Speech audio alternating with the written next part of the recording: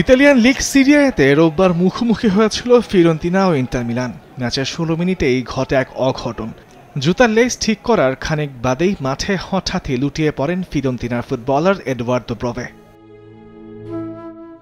সামাজিক যোগাযোগ মাধ্যমে ছড়িয়ে পড়া ভিডিওতে দেখা যায় খেলার মাঝেই হাঁটু গেড়ে বসে বুটের ফিতা ঠিক করছেন ব্রোভে। কয়েক সেকেন্ড পর উঠে দাঁড়িয়ে চেষ্টা করেন হেঁটে সামনে যাওয়ার, কিন্তু কয়েক কদম যাওয়ার পরই শরীরের ওপর নিয়ন্ত্রণ হারিয়ে পড়ে যান মাঠে।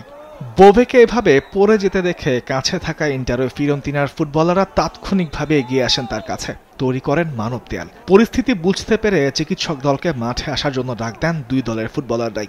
অ্যাম্বুলেন্স মাঠে আসতে দেরি হয়, ফুটবলার ও দর্শকরা উদ্বেগও প্রকাশ করেন খানিক বাদে।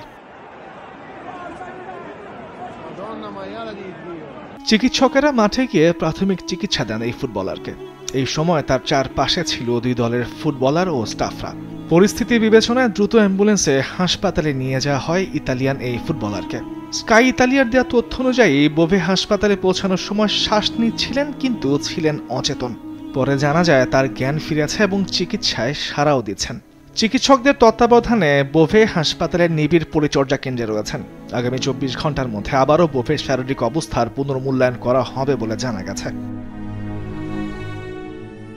ব্রোভেকে স্থিতিশীল হোমোডাইনামিক বা রক্ত প্রবাহের গতি কৃত্রিমভাবে সচল করে হাসপাতালে নেওয়া হয়। তার শরীরে প্রথমে কার্ডিওলজিক্যাল ও নিউরোলজিক্যাল পরীক্ষাগুলো করা হয়েছে। তাতে স্নায়ুতন্ত্র বা কার্ডিও শ্বাসতন্ত্রের কোনো ক্ষতি লক্ষ্য করা যায়নি। তবে তার শারীরিক অবস্থার অগ্রগতি জানতে আরও কিছু সময় অপেক্ষা করতে হবে। আপাতত তাকে ফার্মালজিক্যাল সিডেশন বা ওষুধের মাধ্যমে অচেতন করে রাখা হয়েছে পরবর্তী শারীরিক অবস্থা বোঝার জন্য। গত আগস্টে এক মৌসুমের জন্য ধারে এসে রোমা থেকে ফিওরেন্তিনায় যোগ দেন ব্রোভে।